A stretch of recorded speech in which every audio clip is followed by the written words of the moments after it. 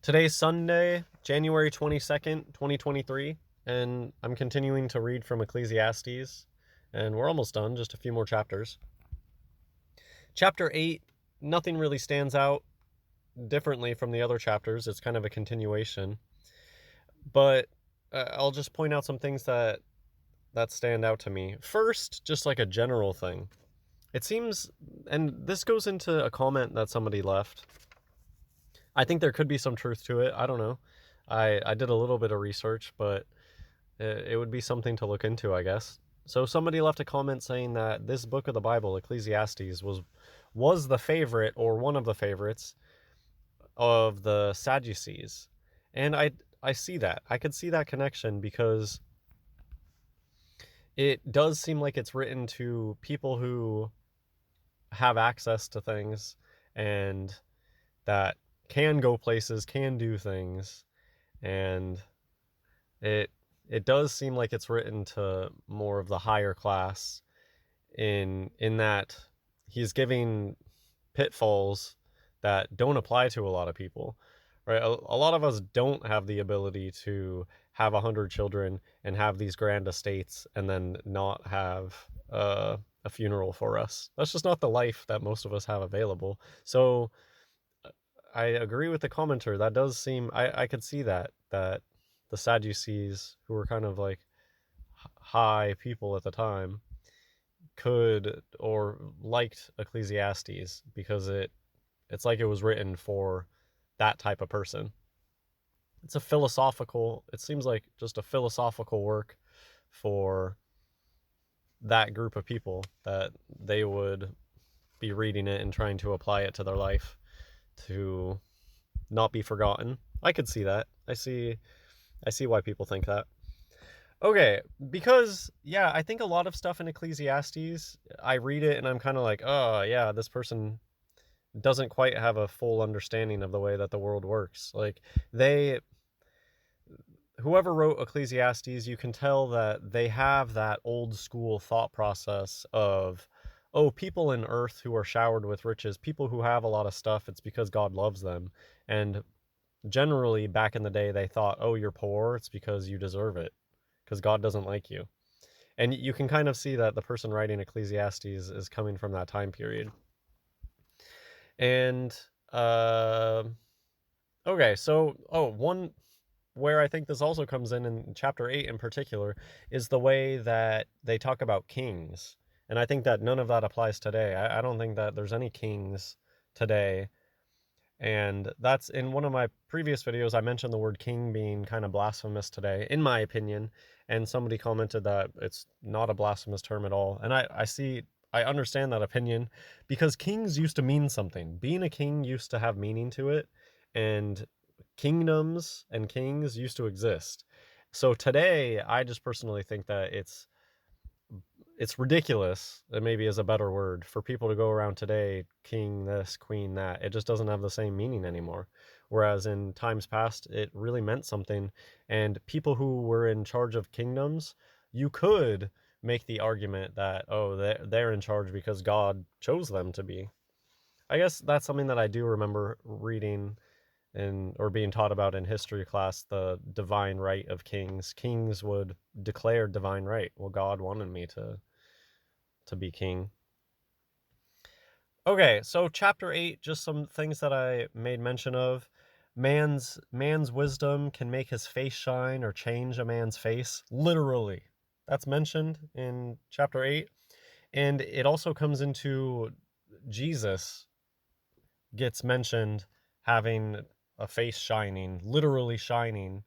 And so that's what I took from chapter 8, that true wisdom, it really can make your face shine and your face change. It really can. It almost reminds me of the whole idea behind uh, how somebody can be wrinkly and old looking, but they have a shine to them, a light about them, a light in their eye.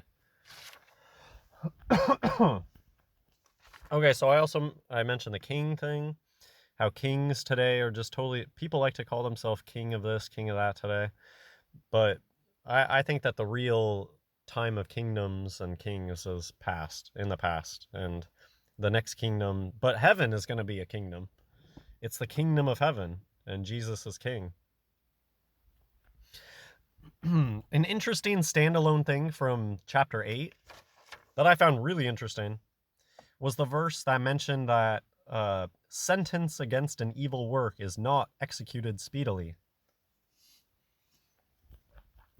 So it seems like in times past too, the courts weren't super fast about things. Excuse me. And also, the second part of that verse from chapter 8 was really the conclusion of that statement. How they're like, yeah, sentence against an evil work is not executed speedily.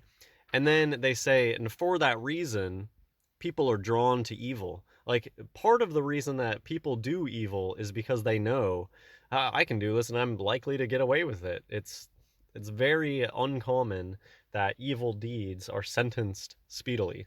And it's interesting because they try to make it seem like our court system, people have a right to a speedy and fair trial, but in practice, things just get pushed off and pushed off and pushed off. I just have one more note. Some bad people live long, happy lives. Some good people live short lives. Yeah, I mean, I briefly mentioned how this connects to what the commenter said about Sadducees. This book of the Bible could be the product of the Sadducees of the time, who they had this opinion that good things happen to good people, and that bad people, wretched people, were that way because they were bad.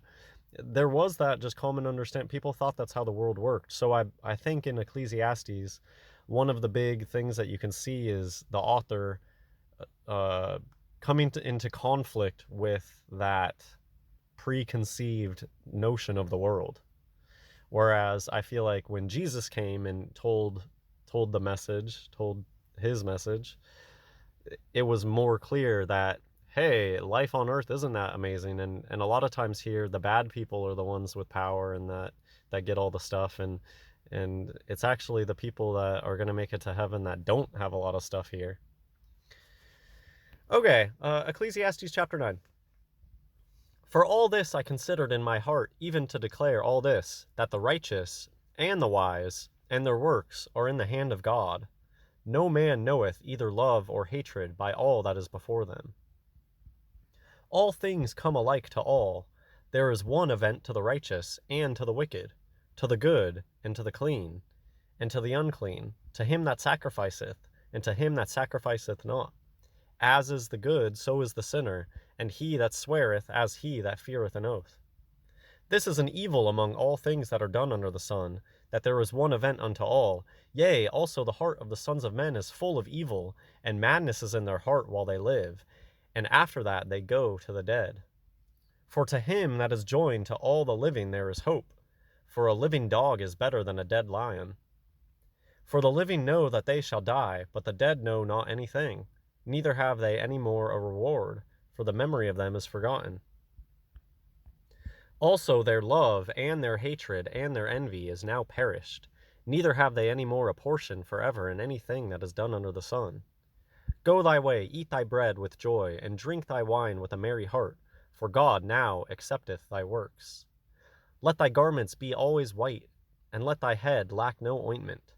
Live joyfully with the wife whom thou lovest all the days of thy life, of thy vanity, which he hath given thee under the sun, all the days of thy vanity, for that is thy portion in this life, and in thy labor which thou takest under the sun. Whatsoever thy hand findeth to do, do it with thy might, for there is no work, nor device, nor knowledge, nor wisdom in the grave whither thou goest. I returned and saw under the sun that the race is not to the swift, nor the battle to the strong, neither yet bread to the wise, nor yet riches to men of understanding, nor yet favor to men of skill, but time and chance happeneth to them all. For man also knoweth not his time, as the fishes that are taken in an evil net, and as the birds that are caught in the snare, so are the sons of men snared in an evil time, when it falleth suddenly upon them. This wisdom have I seen also under the sun, and it seemed great unto me. There was a little city, and a few men within it. And there came a great king against it, and besieged it, and built great bulwarks against it. Now there was found in it a poor wise man, and he, by his wisdom, delivered the city.